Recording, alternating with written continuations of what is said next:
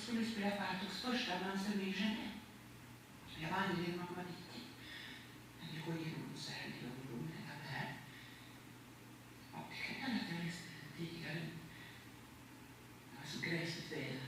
Och Leonardo på dåligt humör och du var så under det väder. Jag förstår inte varför du vill tvinga mig att komma ihåg den egyptiska påsken. Då ska jag tala om för dig. Leonardo och du kom på torsdagen. Vi hade en underbar kväll tillsammans. Vi drack vin och sjöng och skrattade och spelade något gammalt spel som vi hittade någonstans. Helena var inte så sjuk då. Hon var glad och lycklig hela kvällen.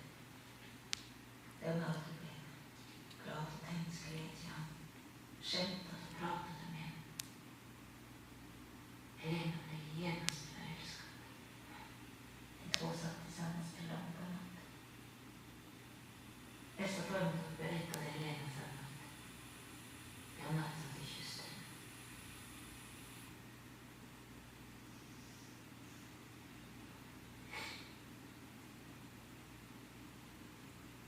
Kvällen hade gäster. Leonardo blev berusad och spelade Auerbachs Solosvit. Han sa väldigt så olycklig. Tung och mild, liksom stor. Spelade dåligt, men vackert. Helena satt där i skymningen och lyste. Jag har aldrig sett något sånt. Essa é a sarabanda, né? Da suíte 4. De Bach.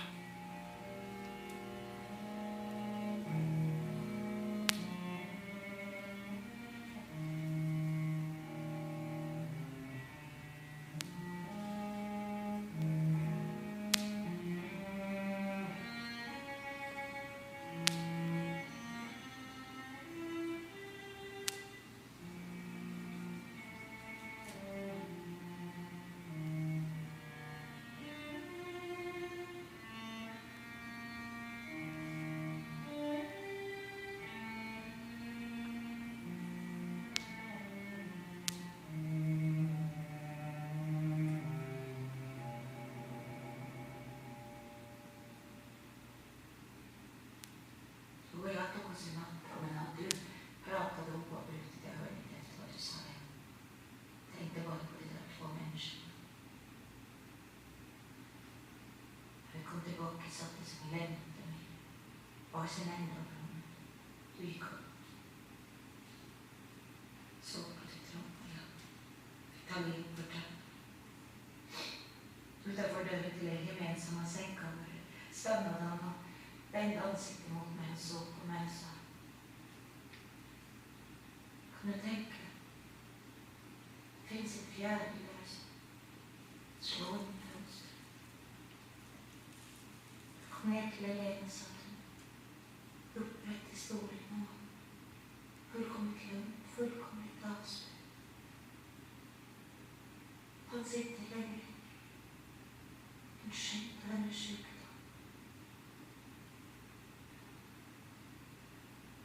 Jag glömmer inte hennes ansikte nu.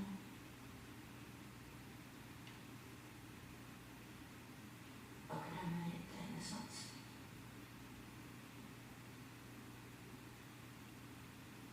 Nästa morgon reste vi upp till Genève. 4 dagar tidigare än vi kommit överens. Och vi sa att jag stod i förbigående.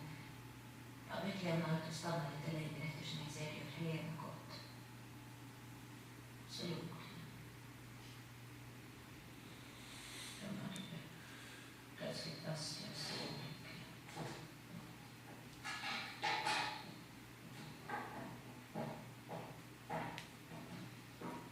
Påskdagen gjorde han en lång promenad i regn. När han kom tillbaka gick han fram till Helena och sa att de måste resa. De skulle ses igen. Sen ringde han till dig och talade med dig i Genève en halvtimme. Kvällen reste han med sista flyg.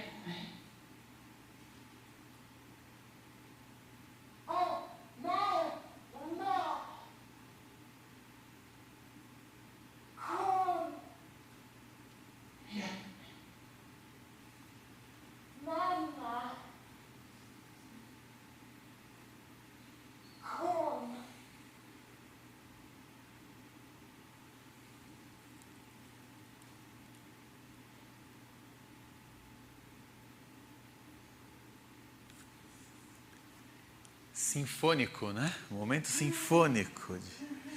E assim termina o desenvolvimento. E aí vem uma questão séria, do ponto de vista formal, para quem quer fazer sonata no cinema, né?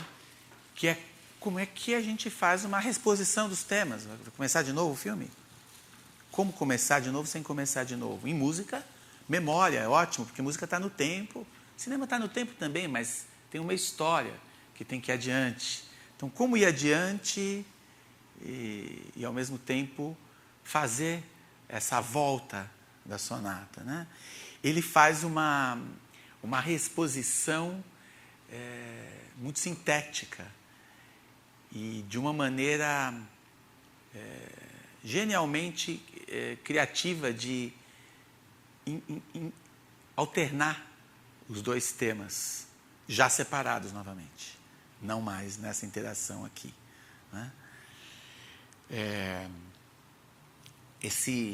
O que é muito musical, não é? Que nesse filme são as simetrias, né? Simetrias com cada um dos elementos cênicos, literários, e os personagens assumindo figuras temáticas mesmo, aquela porta que eu abria para os temas entrarem, aqui as pessoas entram mesmo. E a participação cada vez mais intensa desse fator de conflito, de não entendimento, de não expressão verbal total, que é a Helena, que começa a entrar cada vez mais dentro da história. Então, mas também, sabe o quê? No cinema, o ritmo, a gente não cansa, mesmo que o assunto é pesado.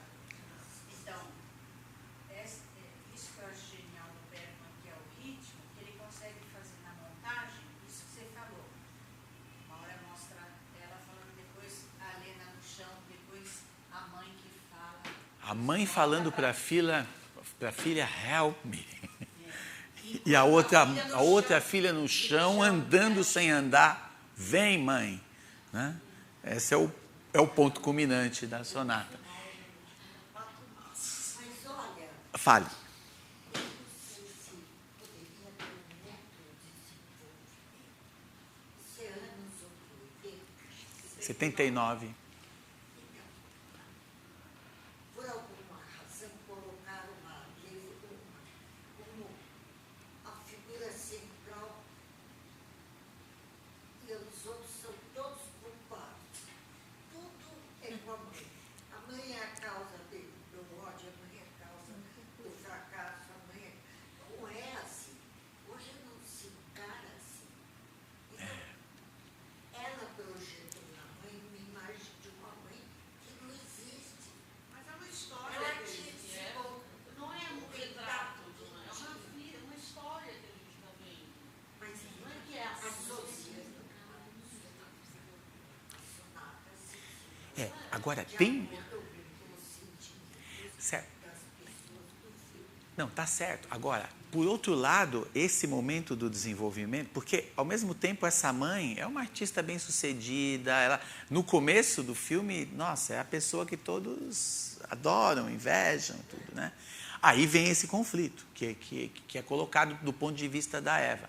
Mas também, nesse trecho, um pouco antes desse último trecho em que ela conta essa história da Helena com o Leonardo e tal, eu acho que ele deu um espaço para a gente entender melhor a mãe.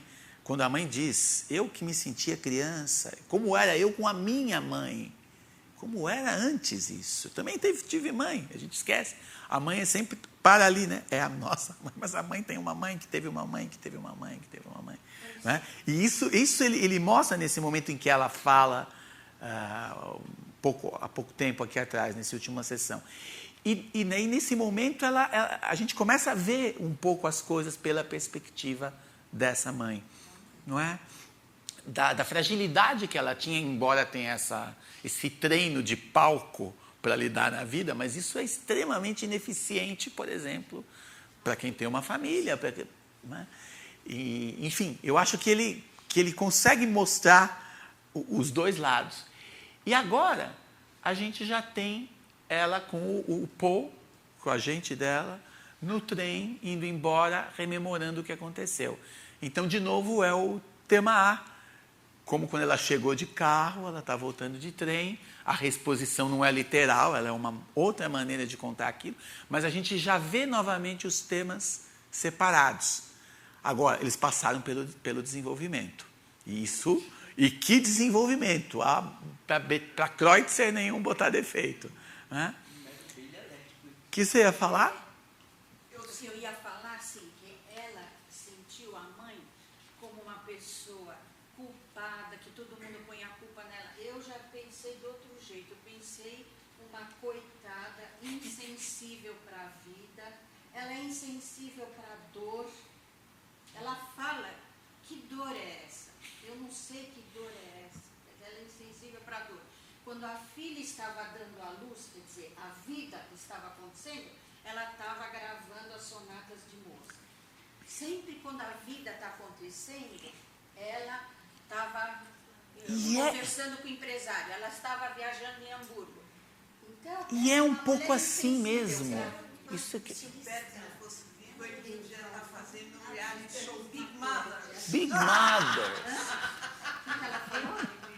Se o Beto tivesse vivo, ele estaria fazendo um reality show chamado Big Mothers. Big Mother, sabe? Mas é esse peso que ela fala o tempo todo, que é a figura dela, né? Ao mesmo tempo tem o lado mais trivial até, uma carreira artística. Não é? Nesse nível de todo dia tocar para 3.000 pessoas sem poder errar. Não é? Que preparação que isso implica. Sabe, isso ocupa a energia da pessoa numa maneira. Eu fui mais cedo porque eu tinha que E é assim. Aí eu jogo a bola para os músicos presentes. É assim. Senão não funciona, senão não vai dar certo. E é muito. E mesmo assim, o maestro falou: quando você tinha 20 anos, você tocava, né? Por que você não vai para casa ficar com as crianças lá? Né? Vai pro tanque, que a gente... Não é? E, enfim, na minha experiência, eu tenho alguns pequenos flashes do que é isso. Sei lá, o ano passado, uma viagem mais longa, tocando no exterior, fiquei quase um mês viajando.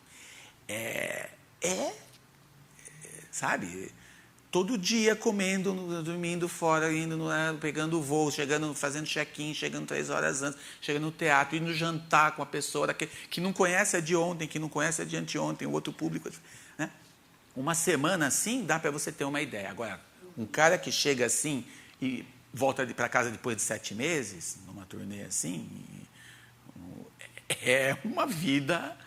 Você explicando isso, a gente sente a artificialidade dela, né? Devido a essa vida.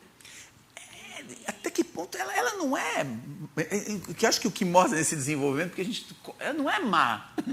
Ela não é má. Né? Ela não conseguiu ser mãe, mas ela não é uma pessoa... Né? Não é uma pessoa... Não é aquela coisa hollywoodiana que você vê quem é bom, quem é mal. São pessoas de verdade aí. Todos são pessoas de verdade aqui. Né? E é isso que faz de uma obra como essa tão espetacular. Né? Mas a filha está muito severa. E ela parecia boazinha. Você vê como é bom ver o desenvolvimento? Porque ela parecia super boazinha. Mamãe, quer uma torradinha. Depois, o que essa mulher falou, né? Vamos ver como é que ele expõe os temas. Ela está falando por ela e pela Lena. Porque ela cuida da Lena, como ela gostaria que a mãe cuidasse dela. Você não viu ali, falou? Quando ela tem um beijo com aquele marido dela, a menina fica encantada, aí a mulher vai embora, o cara vai. Naquele momento ela tem um colapso, digamos, uma coisa Mais nervosa. De certa maneira que nunca mais se recuperou. Maria, acabou de falar. Isso aqui não é documentário. Olha aí como vai acontecer. Olha o que vai Não é acontecer. documentário. Vamos ver o final, que falta muito pouco tempo. Ela voltou a ser ela mesma ali. Oh, it was good of you to come with me. I don't think I could have taken it alone. I don't know, I had a slight shock, I think. My daughter Helena was there, quite unexpected. And sicker than ever. Why can't she die? A reexposição acontece em inglês, que interessante, não em sueco. E lembra quando ela chegou de carro, a paisagem atrás, né? Quer dizer, esses elementos que estavam na chegada dela estão na saída dela, no outro sentido, e ela já voltando a assumir a personagem habitual. Assim como a Eva vai assumir a sua personagem habitual, de andar boazinha, cuidar do marido, cuidar da Helena. Personagem não, persona. Persona. Do you think it's cruel of me to talk like that? Stackars lilla man som stod vid halsbuen. Reexposição do tema B. Ele vai alternando as duas coisas. E ela vai aonde? No cemitério, onde está o filho, com o qual ela tem uma conexão direta, como se ele estivesse vivo, numa boa. Så rädd hon sa Gud. Plötsligt så gapade trött. Ansiktet blev så litet. Han minns som var röd av tårar. Nu ser jag aldrig mer. Paul, listen, don't sleep now. The critics always say that I'm a generous musician. No one plays Schumann's concerto with a warmer tone, nor the big round sonata. I'm not stingy with myself. Or am I? Men det snart mörkt. Det börjar bli kallt. Jag måste gå hem och göra middag åt Viktor och Helena. Jag kan inte dö nu. Jag är rädd för att begå självmord. Och en dag kanske de inte vill använda mig. Och då löser de mig ur mitt fängelse. Paul, see that little village? The lights are on already in the houses. People are going about doing their evening duties. Somebody's preparing dinner. The children are doing their homework. Jag känner mig så utanför. Jag längtar alltid hem. Men när jag kommer hem förstår jag ju att det måste vara något annat jag längtar efter. Rör vid min kind. Viskade vid mitt öra. Är du hos mig? Vi ska aldrig överge varandra, du och jag. What would I do without you? And what would you do without me? Think what a trying time you have with your violins, how they grumble, and what a hell of a noise they make when they practice.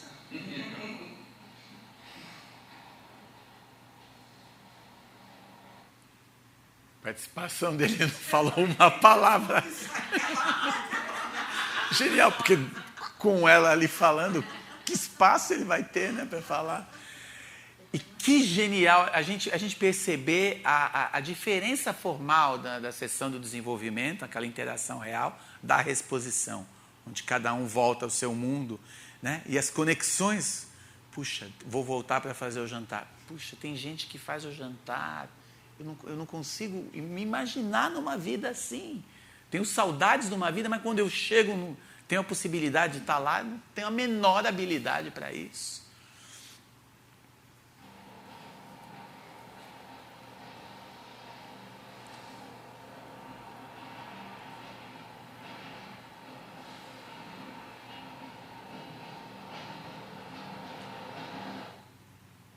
Det lyser i Helenas rum. Viktor sitter där och talar med henne. Det är bra. Han är snäll. Han talar om för henne att mamma har rest. E diálogo improvável, né, que faltava entre Victor e Helena antes da coda final.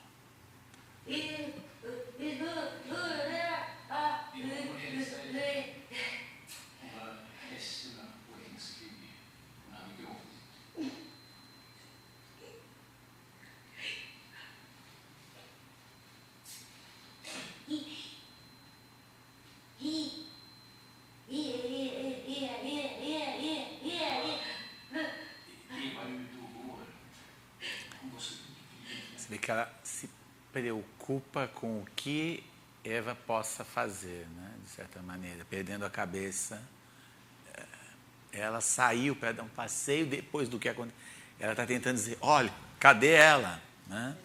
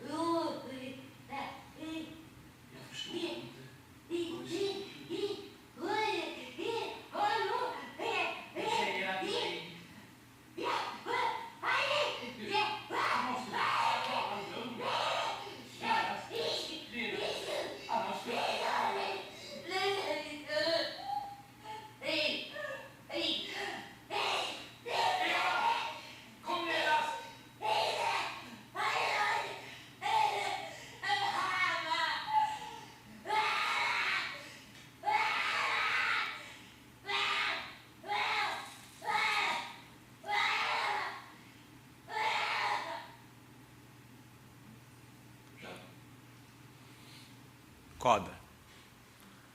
Como começou? Eu falava isso no Schoenberg, era mais difícil, era assim mesmo e tal. Mas é exatamente a mesma coisa. Basta a pessoa ver a coisa, ou escutar 70 vezes, que ela começa a perceber esses detalhes, né? Bom, de vez em quando fico olhando minha mulher, sem ela saber, e ela está fazendo uma carta para a mãe. Né? É isso. Outra. Não é? Não. Na leitura do trecho dessa carta, a gente, embora ele com uma elegância incrível, não queira fechar para a gente uma coisa que é impossível de ser fechada, que é a vida das pessoas e a relação entre as pessoas, não é? Ele mostra sutilmente que alguma coisa, por mais pequena que seja, ficou e pode vir, quem sabe, um dia a causar um processo diferente de relação entre elas, entre os dois temas da nossa sonata. Så är jag ute och ser på min hustru utan att hon får min närvaro. Hon är så plågad. Sen hon Charlotte reste hals över huvud. Hon var så fruktansvärt plågad. Hon har inte kunnat sova. Hon säger att hon jagade bort sin mor. Och det kan hon aldrig förlåta sig själv. Ska du gå? Ja, jag ska ner till posten och hämta ett bokpaket. Då tycker jag vi var på det här brevet på samma gång. Charlotte. Jag kan läsa det under dig. Gå ut med genast.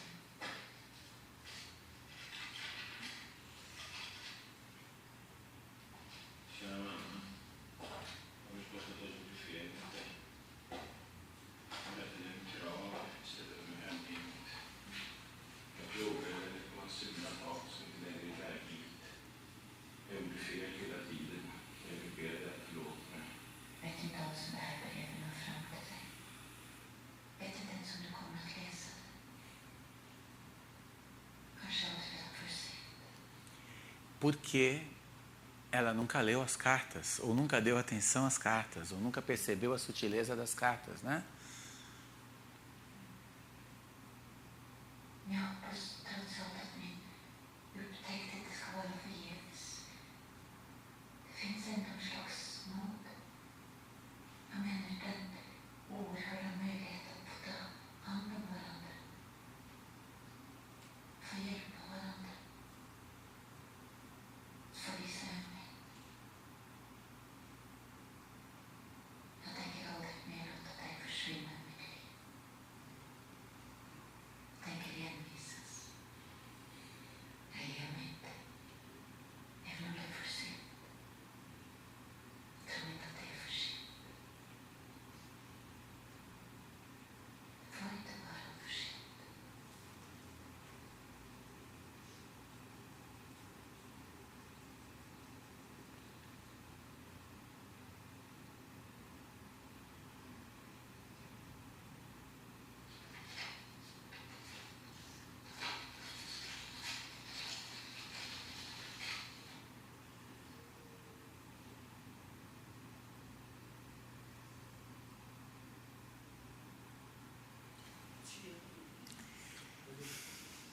E aqui não tem espaço para nada, né? Nem para créditos, nem para...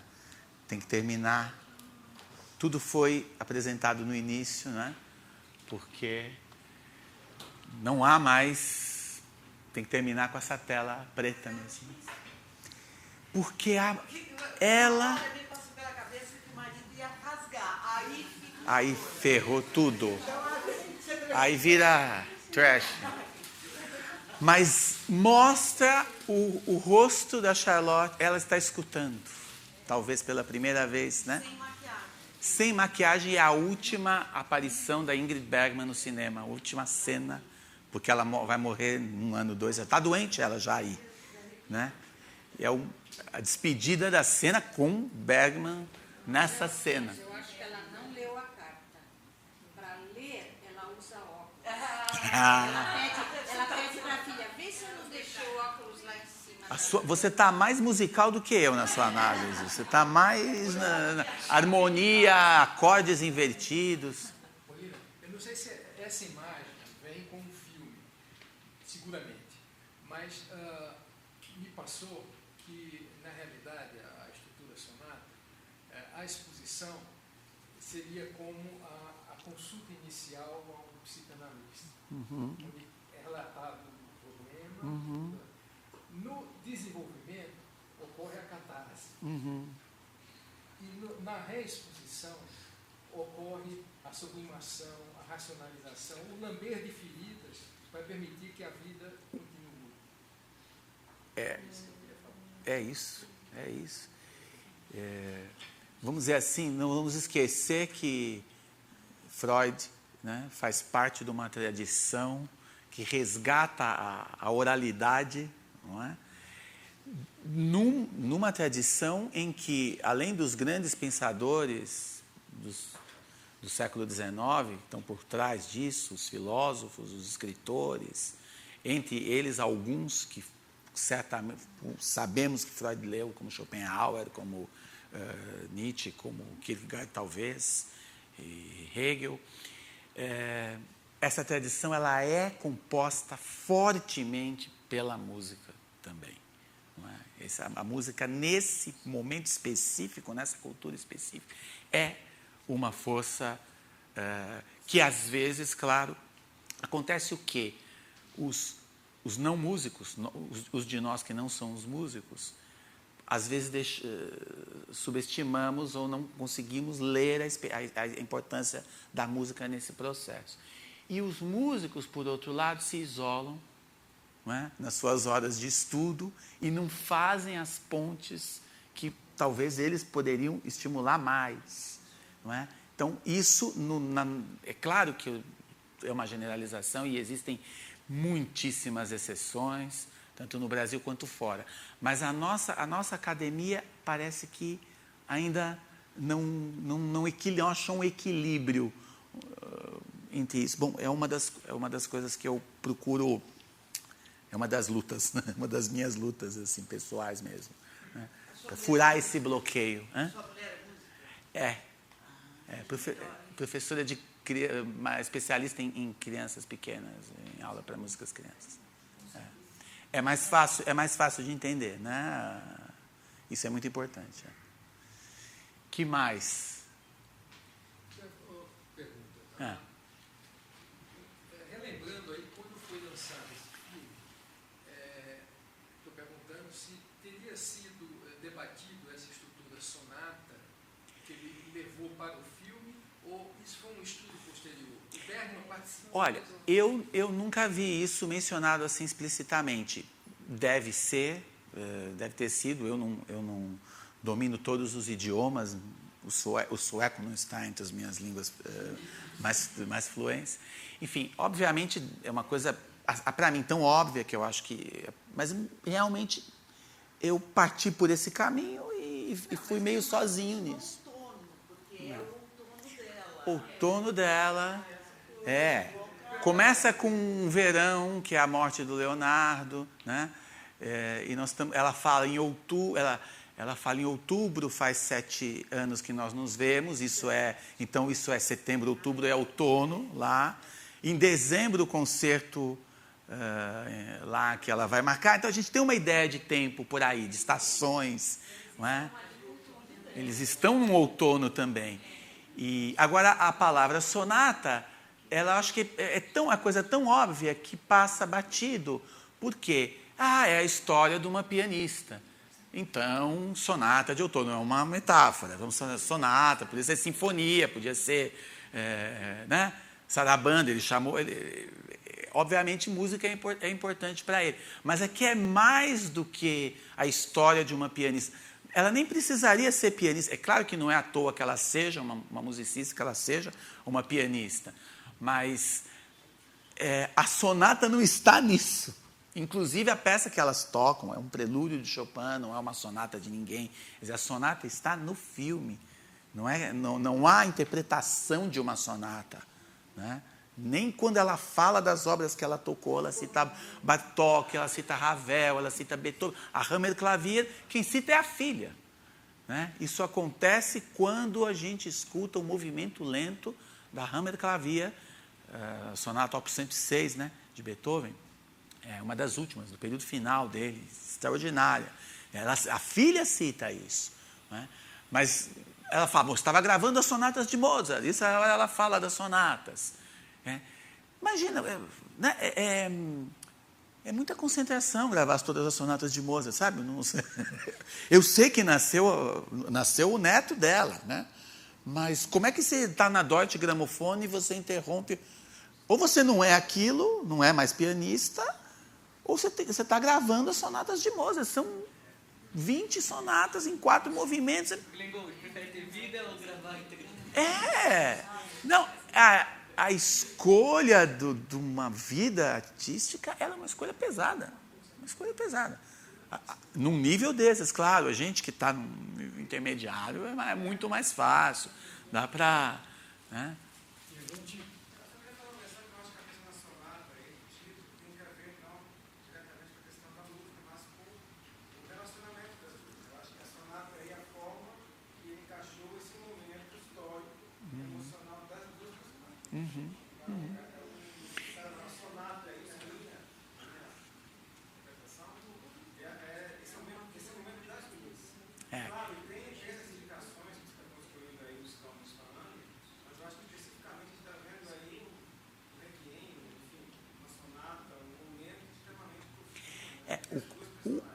O que fundamenta um pouco mais o fato de que essa relação entre as duas, obviamente que é explicitamente o tema, o fato disso estar encaixado numa forma sonata, tem a ver com as nossas 4 aulas aqui, né? Porque a nossa primeira aula nós ouvimos só Mozart, Haydn e começamos a identificar os elementos da forma sonata. Né? Depois nós fomos para ver em Beethoven como isso acontece. Na terça-feira vimos isso em Brahms, em Wagner, em Mahler, em Schoenberg. E para chegar aqui e reconhecer a forma, a estrutura sonata como sendo parte do mapa, aonde, obviamente, ele vai inserir essa relação entre mãe e filha. Né? Mas ele segue... ele constrói uma sonata aí dentro. Mas aí você precisava estar aí na semana passada, porque eu acho que ficaria mais fácil de perceber. Que mais? Lembrando a aula